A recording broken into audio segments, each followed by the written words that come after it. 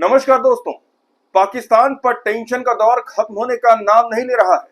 अंतर्राष्ट्रीय मुद्रा कोष यानी आईएमएफ ने पाकिस्तान को लोन तो दिया, लेकिन अब नई शर्तें लगाकर पहले से टेंशन में चल रहे पाकिस्तान के टेंशन को और बढ़ा दिया है। अब पूरे घटनाक्रम को हम विस्तार से समझाते हैं। भारत और पाकिस्तान के बीच पहलगांव आतंकी हमले के बाद बड़े तनाव के बाद सीज फायर है। जब भारत पाकिस्तान दोनों ओर से सीमा पर हमले हो रहे थे तो अंतर्राष्ट्रीय मुद्रा कोष ने आतंक के पनाहगार देश को आर्थिक मदद के लिए $1 अरब के लोन को मंजूरी देकर दुनिया भर में किरकिरी करा ली थी। लेकिन अब उसे भी पाकिस्तान का असली खेल शायद समझ में आ गया है और वैश्विक निकाय ने बेलआउट की अगली किस्त जारी करने से पहले 11 नई शर्तें लगा दी है। यही नहीं, पाकिस्तान के लिए बड़ी चेतावनी भी जारी कर दी है। शर्तें पूरी करो वरना नहीं मिलेगी अगली किस्त। भारत पाकिस्तान तनाव के बीच पाकिस्तान को भारी भरकम कर्ज देने के बाद अब अंतर्राष्ट्रीय मुद्रा कोष को शायद अपना पैसा डूबने का खतरा महसूस होने लगा है। एक रिपोर्ट के मुताबिक इसके चलते आईएमएफ ने अपने बेलआउट पैकेज की अगली किस्त जारी करने के लिए पाकिस्तान पर 11 शर्तें लगाई हैं। इसके बाद पाकिस्तान पर कुल शर्तें बढ़कर 50 हो गई हैं। आईएमएफ की ओर से पाकिस्तान को दो टुक कह दिया गया है।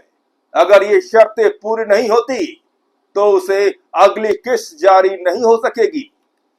दोस्तों, यहां मुझे तो वो कहावत याद आ रही है, तू डाल डाल हम पात पात।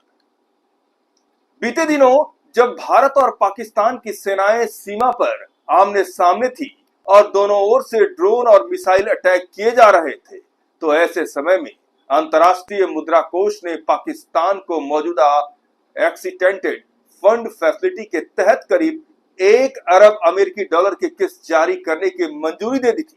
इसके साथ ही आईएमएफ ने मौजूदा $7 अरब के बेलआउट पैकेज के तहत पाकिस्तान के लिए भी अतिरिक्त $1.4 अरब की राशि भी मंजूर की थी। इसे जोड़कर पाकिस्तान को आईएमएफ से मिली कुल मदद $2.4 अरब हो जाती है। इस मंजूरी के बाद आईएमएफ के खिलाफ ग्लोबल गुस्सा फूट पड़ा था और दुनिया भर में उसकी खूब किरकिरी हो गई थी।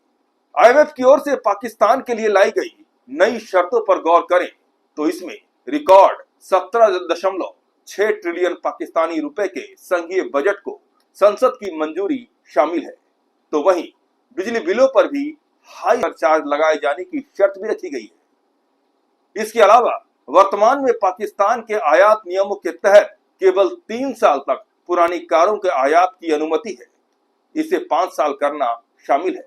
इसके अतिरिक्त सरकार को 2035 तक स्पेशल टेक जोन और इंडस्ट्रियल पार्कों के लिए प्रोत्साहनों को चरणबद्ध तरीके से समाप्त करने के लिए एक रोड मैप भी तैयार करना होगा। इसकी रिपोर्ट साल के अंत तक पेश होनी है। अब एनर्जी सेक्टर में कुछ प्रमुख शर्तें जो लगाई गई हैं उस पर भी जरा गौर फरमाइए। 1 जुलाई 2025 तक वार्षिक बिजली शुल्क पुनर्निर्धारण की अधिसूचना जारी करनी होगी। 15 फरवरी 2026 तक अर्धवार्षिक गैस टैरिफ समायोजन करना होगा। मई के अंत तक कैप्टिव पावर लेवी अध्यादेश को लागू करने के लिए स्थायी कानून लाना होगा। जून के अंत तक डिबेट सर्विस सरचार्ज पर 3.21 रुपए प्रति यूनिट की लिमिट हटानी होगी।